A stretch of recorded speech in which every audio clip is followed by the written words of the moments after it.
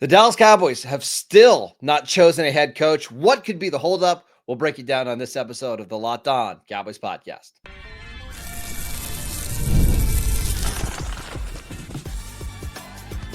You are Locked On Cowboys, your daily Dallas Cowboys podcast. Part of the Locked On Podcast Network, your team every day.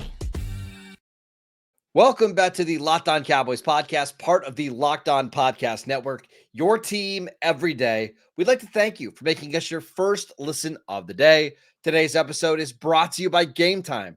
Download the Gametime app, create an account, and use promo code LOCKEDONNFL for $20 off your first purchase.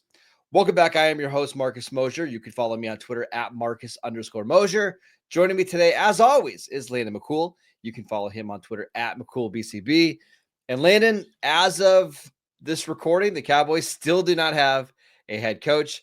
We got reports yesterday that the Cowboys were close. They were closing in on a deal on Brian Schottenheimer and that it would happen no later than Friday.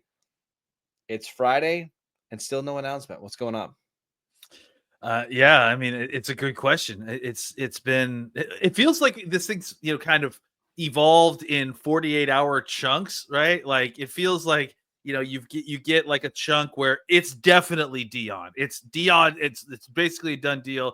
Then we heard that Dion's didn't even get an interview, and it was basically an informal conversation. And then, we heard a couple other folks. It's funny too, like a couple other folks being mostly the kind of chum in the water that kind of goes on day to day. And then finally when Schottenheimer's name kind of came in, it didn't feel dissimilar to like some of the other names that we had heard, where it just kind of came in and you were like, oh, this must be another one of the guys that they're kind of interviewing to potentially be like, an offensive coordinator if they hire another guy. And then it just kind of lingered longer than the other things. They continue to linger. And then, yesterday we got word that it's basically a done deal. It was going to be done yesterday. And if not yesterday, definitely today, right? I mean, we haven't heard anything new really in the last, since this morning. And I it does still seem like Schottenheimer is still kind of the lingering favorite. I wonder if they aren't, trying to sell the last few important people, and including potentially Jerry Jones, on trying to get this over the goal line, as it were, before they make announcements. And maybe they are also sensing some of the kind of, trepidation from the fan base. And maybe they're also trying to work on getting some names for defensive and offensive coordinator that they can announce around the same time that will help kind of soften the blow to the Cowboys fandom. Sure. But I don't really know what names those would be at this point. Well, it's a good thing that we do a daily Locked On Cowboys podcast rather than hourly, because if we did it hourly, we would have been discussing like, hey, is Pete Carroll a realistic option? Because there was a report for about 30 minutes yesterday that Jerry Jones called Pete Carroll to talk about their interest. Then we wake up this morning and Pete has now signed a 3-year deal with the Raiders, right? We talked about Rich Bisaccia. That was a name that was brought up by multiple well-respected journalists with the Cowboys, and then it comes out, the Cowboys kind of had an informal talk, and that there's not a lot of people in that building that still like Bisaccia. So, like, it's crazy how fast this all happens, and yet nothing has happened over the last 20. We're in the exact same spot we were 24 hours ago. I wanted to ask you this because it does seem like there's been a push for the Cowboys to try to hire a coach before the All-Star games. The East-West Shrine game starts. I think practice is actually today. Senior Bowl starts on Monday. It feels like to me that at this point there's no reason to rush because those guys aren't going to be at those events anyways. Yeah, I mean, again, like I think you and I had discussed the kind of timeline of them needing to hurry. I mean, was it a week ago? Was it 12 hours ago? Who even knows anymore? But we had this conversation, back when it was probably more relevant, right? Like, probably a week ago, that if, they needed to kind of hurry to get something done so that they could have a coach to kind of maybe sit down with the scouting department, sit down with the personnel department and kind of, describe the kind of players that they're looking for. But yeah, I mean, I feel like that ship has sailed at this point. We're like you said, if Shrine Bowl practices don't start today; they start this weekend. I'm pretty sure. And Senior Bowl starts on Monday. By the way, do you know who's going to be at the East West Shrine game? I mean, are you just throwing out Shadur Sanders and Deion Sanders? Yeah, they're going to be practicing at the Star in Frisco. Well, look, I mean, do you think Jerry knows has any keys to that building that he might be able to get into those practices? I don't know. We'll see. Yeah, does he have an office that looks right out to the practice? Probably. That's probably where Deion's getting and watching practice from. Who knows? I mean, look, I think that there is certainly more discussion to be had here. I think inside the building is clearly what's going on, and so I'm interested to see kind of once and if this gets announced. Like, I'm interested to see, like, was this a matter of, okay, Steven had decided that he wanted this 4 days ago, but it took 4 days of convincing of Jerry Jones, or how did the timeline kind of play out from when they decided, or someone decided that they wanted him as the head coach, to actually convincing the rest of the group that here's what I think is going on. I think, again, this is just from a total outside perspective, no inside sources or anything like that. I think that the front office and Stephen Jones have come to the conclusion that Brian Schottenheimer is their best coach for right now. He can keep some of the continuity on offense. They think he could potentially be a better head coach than offensive coordinator. But I also think Jerry understands that this is not going to get the attention that maybe he's hoping to get, right? And this isn't going to be the thing that fires up the Cowboys Nation. And that's where a little bit of the maybe delay has come. It's not to say that I don't think Jerry likes Brian Schottenheimer, but I wonder if Jerry feels like they need a splash to get fans excited again. And that's just not Brian Schottenheimer.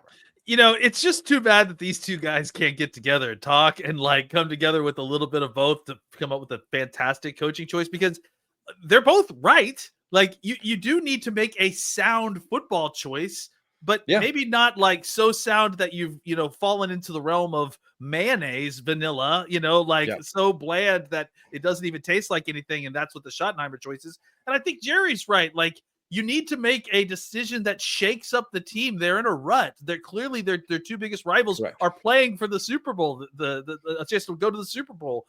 This and your weekend. Former offensive coordinator, your former defensive coordinator, are two prominent members of that Super Bowl. You need to have something to kind of reinvigorate the fan base. But it's not just flash and, like lightning. It's just because you mentioned Deion's name. It's not like magic tricks, right? Like, you need actually some substance behind it. If you put it together and just see, hey, let's make an exciting football-based choice, that's how you would get the fan base back. But no, instead they're trying to argue the 2 points, and they're debating two completely disparate candidates who, frankly, neither are really qualified to be the head coach of the Dallas Cowboys. And that's what's so frustrating, is that, man, it's a lot like our political situation where you got two sides that nobody likes that are arguing over the two wrong things.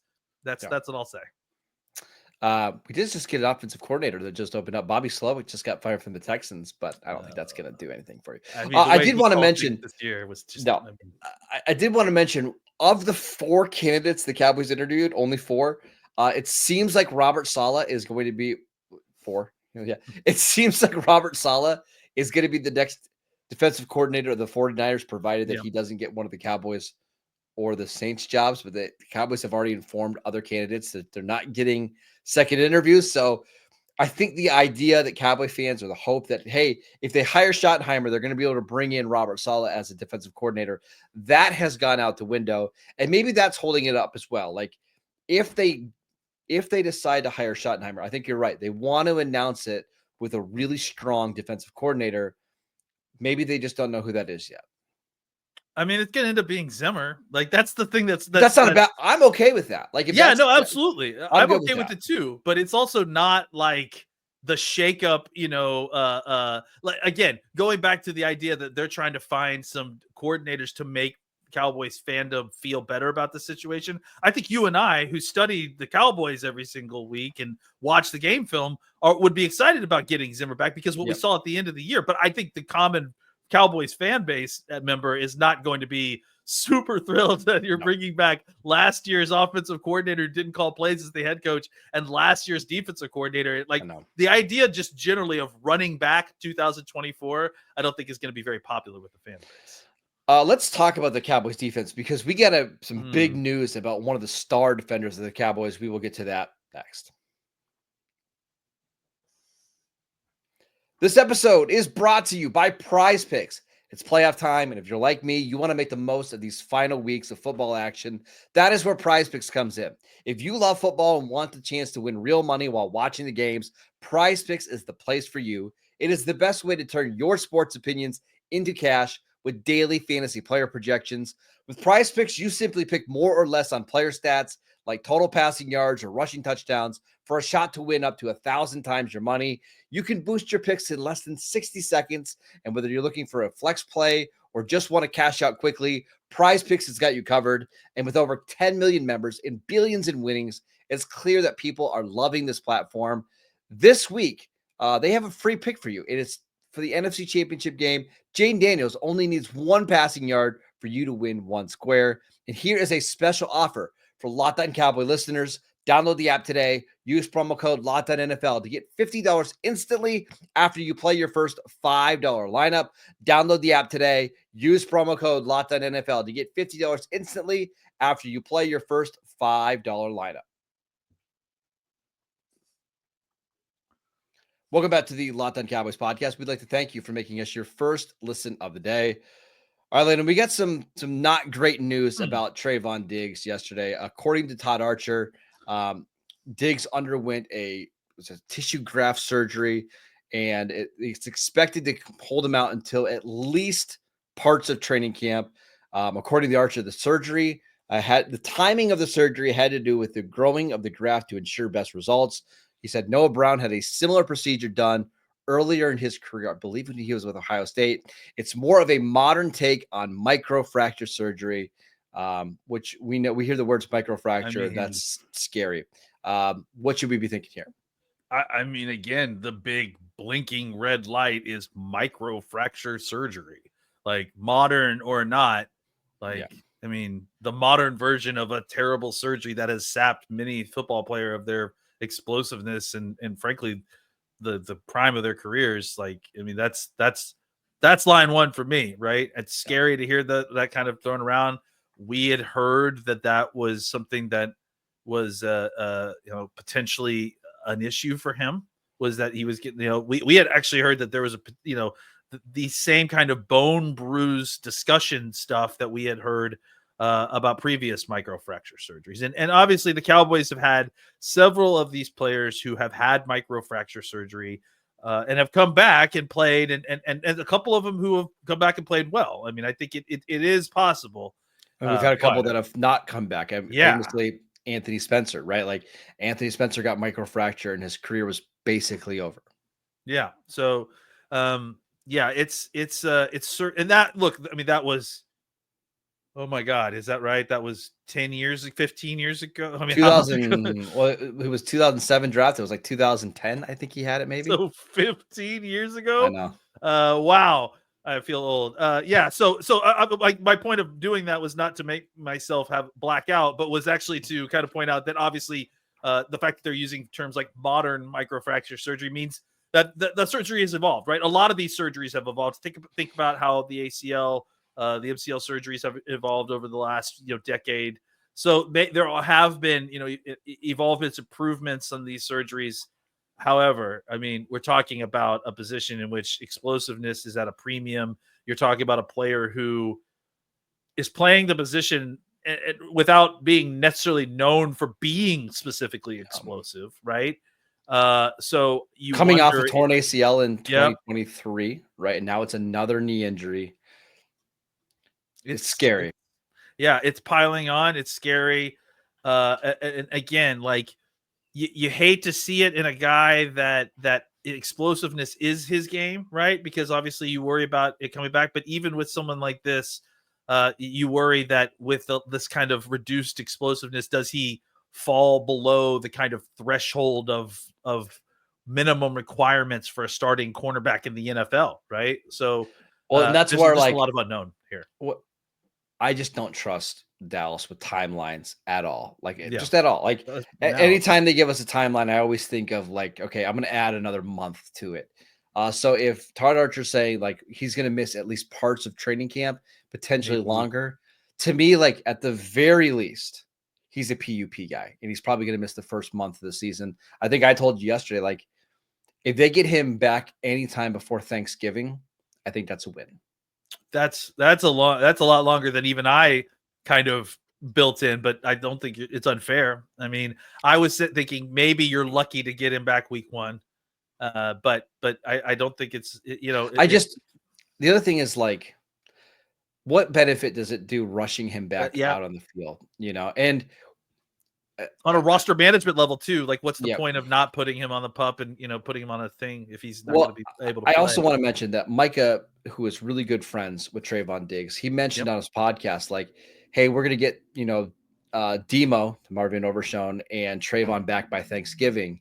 And that was my first sign, like, oh, this is going to be a long, long process. So we're going to do a mock draft here in segment 3. Because we deserve it. We deserve some kind of happy. But we need dopamine, guys. But my point was going to be with Jordan Lewis becoming a free agent, with DeRon Bland going into the final year of his rookie contract, with Kalen Carson coming off shoulder surgery, with Josh Butler coming off a knee injury. Corner is a spot. Like if you told me they drafted a corner in round 1, I would be like, okay, that makes total sense to me. Yeah, and I'm sorry if you mentioned it, but Jordan Lewis also leaving potentially in free agency. I do think that cornerback is a position that it has to at least be considered, right? And that's why, and just a side note before we get into this, I tend to think that the Cowboys may, we talked yesterday or 2 days ago about the list of free agents the Cowboys may bring back. This is why I do think that they will prioritize Jordan Lewis, is because with the injury with Trevon Diggs outside, what you've got. I understand there's going to be other teams trying to throw a bunch of money at him, including Washington, that's got a lot of money and that needs a nickel back. But I do wonder if Dallas will really try to make a push to sign him, because otherwise it becomes an enormous need going into the draft. Well, I got one question for you before we go on, and this is probably could be a whole show, but last year we saw a massive exodus of talent on this roster. Mm-hmm. Do you think with a new head coach, assuming Mike McCarthy doesn't come back, a new head coach, and with 2 of your best defensive players rehabbing major knee injuries, this could just be like the second offseason of a massive exodus of talent, and they just are looking like they're not saying rebuild, but like, hey, we're not going to be investing a bunch of money into this current roster. I think you said the right thing. I think that it's going to be about what the Cowboys spend, right? Like I think that I just want to kind of address this real quick, because I do feel like Cowboys fandom are now facing a double-edged sword with like the draw of the Cowboys as a free agent market, and that now going away. I've always felt like, to a large degree, that is overplayed, right? The Cowboys being a free agent draw, right? Like I think, the money is the larger part of the situation and the living situation. So I in the same way that I don't think that that's a huge draw for the Cowboys, I don't think that's going to be a huge deterrent from them now. It's going to be about whether the Cowboys are willing to spend the money on the players or not, right? And that will determine whether there's an exodus. And and to answer your question, I wouldn't be shocked if there was another exodus. I wouldn't be shocked if the Cowboys kind of viewed this as, hey, like, once again, this is not lining up for us. If they were smart, honestly, they probably would do this. Hey, this is not quite lining up for us again this year. Maybe we kind of do more to clear up some more money. We obviously I still think you re-sign Micah Parsons. Right. Like your blue chip guys. It's just like everybody between. I just wonder, and I don't want to mention the Commanders and Eagles who play this weekend. I guess somebody told me that. But like maybe they feel like, hey, even if we spent $50 million in free agency, we're not necessarily catching those guys. So let's just have another year where we pause some spending and look forward to like 2026, 2027 with our new coach. It's not the optimal strategy, but I do think it's one that maybe they have to consider. Look, I mean, they had a choice to do a full reset after, again, I'm mentioning it, the Packers game. That was the opportunity. I think the best opportunity to get a clean break and kind of start over. If they had done it then, I don't think that they would be in the situation that they are in now. Yeah. But yes, listen, if you're trying to not continually make more mistakes, chasing bad mistakes after bad mistake, I don't think it's a terrible idea to like at least mea culpa this situation, realize that, hey, this has been mismanaged, but the best way to get it fixed is to align our resources towards next season, try to just get through whatever's going to happen this year. Maybe you have a short-term situation at head coach. I can't imagine, that's what they were trying to offer Mike McCarthy. Maybe whatever it is with Schottenheimer is a short-term deal. I wouldn't be surprised. Yeah. So it'll be interesting to see how that all lines up, because I don't think a further restart is the worst idea. All right, let's do a mock draft. We need this after this wild week. Let's do a quick 3-round mock draft via PFF next. This episode is brought to you by Gametime. I love going to live events, whether it's sports, music, theater, or comedy. Going to playoff games is unbelievable. The vibes are incredible. The energy is awesome. Now Gametime has made it even easier to get tickets for your favorite events with their new feature, Gametime Picks.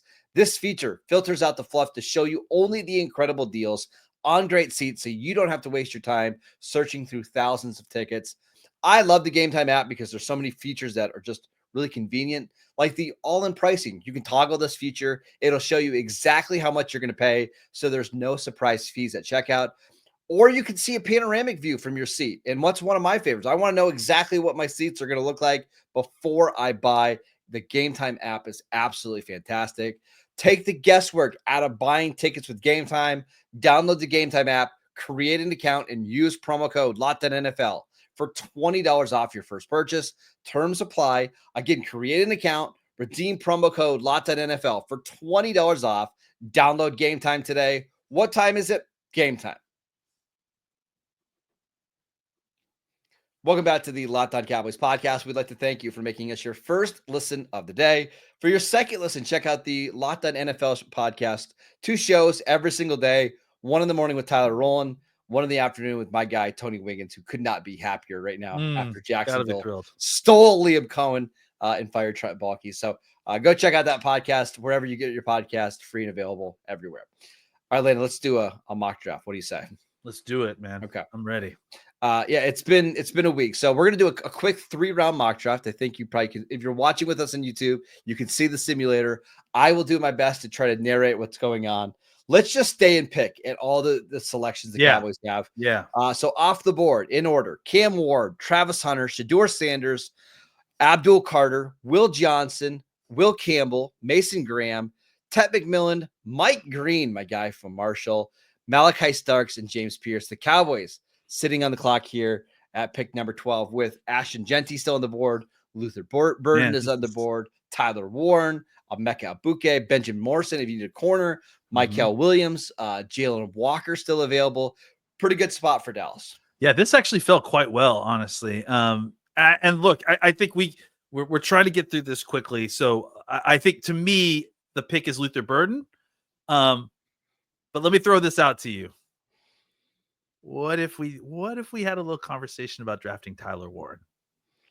What if we talked about the kind of team that this team is actually trying to be, right? And who's calling plays? That's the thing I think that's beautiful about it. Why does it matter, right? Like it's for Tyler Warren, it doesn't matter. I don't think, because especially if it's Jason Witten. Especially if it's Jason Witten, right? No, but listen, because here's the thing. I think Tyler Warren is a true throwback tight end who has actually got a legit receiving skills, really legit receiving skills, short of being the feature player of your offense receiving skills. I think that, I think we pick Burden for this exercise, but I am going to start laying the groundwork for Cowboys fans to be comfy with taking Tyler Warren at 12, because the more I watch his game, the more I get excited about it. And I do think that he could fulfill what you're looking for out of the first round, which is getting a secondary weapon in this offense, while also helping your offensive line out as a run blocker, as someone who could kind of, as a bigger body. I think that there is value in getting a guy like Tyler Warren. Can I give you my half-baked take? I'm not quite there, but I'm almost there. Yeah. I think Colston Loveland's a better tight end. I'm not opposed to taking Colston Loveland. I think he's probably more well-rounded, but I think you don't need a tight end that much. I think the difference is that Warren is a playmaker. Yeah. And I think that tag to me is enough for me to take him at 12. I'm just trying to think about how much Cowboy fans would revolt if they hired Brian Schottenheimer as their head coach and Colston Loveland is they think a Michigan tight end in round 1. It would be they totally would lose it. Just I'm sure they would still lose it even if we took Mason Graham at 12, which would be ridiculous. Anyways, let's take Burden for now. Okay. We can talk more about Tyler Warren later. That's Luther fine. Burden, incredible receiver. We talked about him a lot. Versatile, great after the catch. Really, I think a great fit with CeeDee Lamb would be a great Dallas Cowboy. All right, so you get your wide receiver 2 in round 1. That's great because I don't love the wide receiver depth in this class. That's right. We're pick 44. A couple of guys that went just ahead of Dallas. My guy Jihad Campbell, Landon Jackson, Siobhan Ravel, the cornerback from East Carolina, good player. All right, I'm not letting you take Jalen Walker, who is still on the board here because PFF hates him. Every other place has him as a top 10 pick. I'm not letting you take him. Some other names available: JT Tuimalu from Ohio State, the edge rusher, Xavier Watts, the safety. We don't need Savion Williams, the receiver from TCU. Caleb Johnson is still there, as I believe. So is Trevion Henderson. Let's look at here. Trevion Henderson is still there. Quinshon Judkins is still there. I know. At this point, if Caleb Johnson or Trevion Henderson are there, that just has to be the pick, right? Yeah, I mean, for me, I mean, honestly, looking at the way this was falling, in a normal situation, I would see if we could trade back a little bit, because you've got at least 3 guys there that I would love to take, right? And so, but I think we're not doing that today. So I would take Trevion Henderson.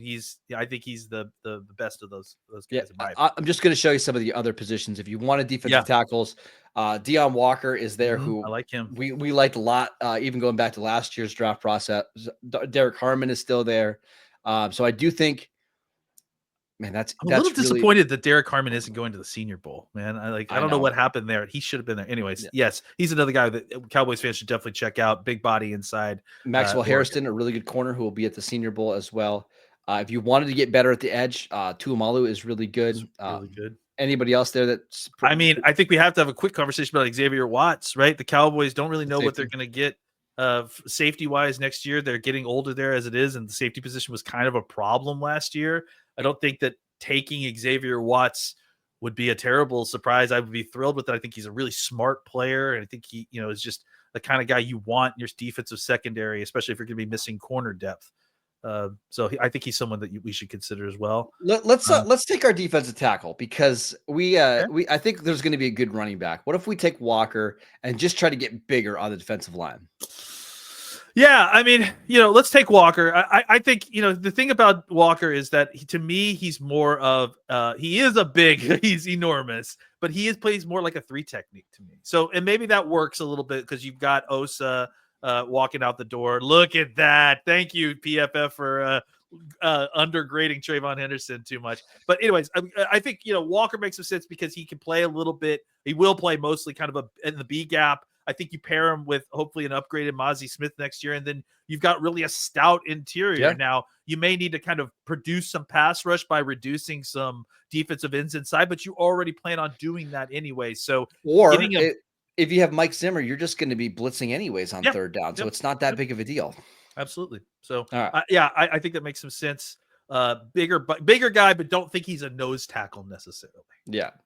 All right, 3rd round. We lucked out. Trevion Henderson still on the board. Yes. Quinshon Judkins still on the board. Devin Neal, a really good running back from Kansas who was incredibly productive. A lot of other running backs here, but I think Trevion's the pick. I mean, look, that's the thing. There are tons of these. I mean, I love Hunter from Auburn. He's a big guy who will run through your face. RJ Harvey is really awesome. I'm sure the Rutgers kid is in here still. Yeah, Kylie Minogue. I love him later. Physical guy. Wally Gordon is still there. Taj Brooks. I mean, there's a lot of running backs. There's a lot of really good running backs. But to me, Henderson is the guy that kind of fits the bill of being like having those special traits as well as a well-rounded kind of skill set. That if you paired him with someone like Rico Dowdle, man, you would really have something in your backfield suddenly. They right, really did not like our Deion Walker pick. That's right. That's very specific to Dallas, right? Right. You're not going to find starting caliber defensive tackles in round 3. Maybe you Mhm. overdraft him a little bit. I think he's more than fine as a early second round pick. So the draft: Luther Burden in round 1, Deion Walker in round 2, Travion Henderson in round 3. Gotta say, Landon, pretty doggone good. I would be happy with that draft. Yeah. Oh yeah, absolutely. Look, I think the Cowboys, if the draft fell that way, especially in the first round, man, the Cowboys had a lot of really good options. And I even think that, like we said, a couple of those rounds, if we were, going a little bit longer, I think they would have had some great trade back options. Yep. So this draft really could fall correctly for the Cowboys if they play it right. All right, that is it for today's show. We want to thank you for making Locked On Cowboys your first listen every single day. Go check out the channel. We are free and available on all podcast platforms. Follow Landon on Twitter at McCoolBCB. I'm at Marcus_Mosier. Enjoy the AFC Championship game. So the other one, not so much. But we'll see you right back here on Monday to break down any news we get regarding the Dallas Cowboys head coaching search.